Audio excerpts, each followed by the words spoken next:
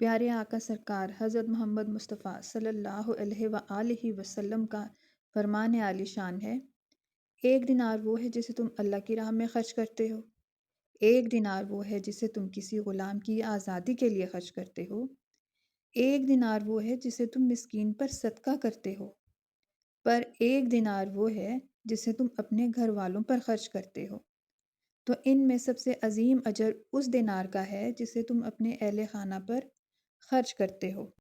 یتیم کی پرورش کرنے والوں کے لیے اجر عظیم کا ذکر کرتے ہوئے رسول اللہ صلی اللہ علیہ وآلہ وسلم نے فرمایا، یتیم کی پرورش کرنے والا اس کا اپنا رشتہ دار ہو یا غیر ہو، میں اور وہ جنت میں اس طرح ہوں گے۔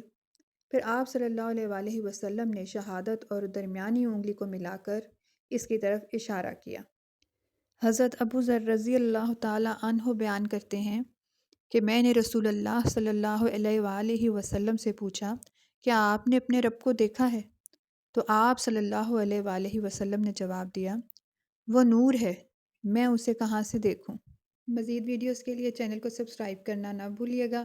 ویڈیو اچھی لگی ہو تو لائک اور شیئر ضرور کیجیے گا۔ اپنا بہت سا خیال رکھیے گا۔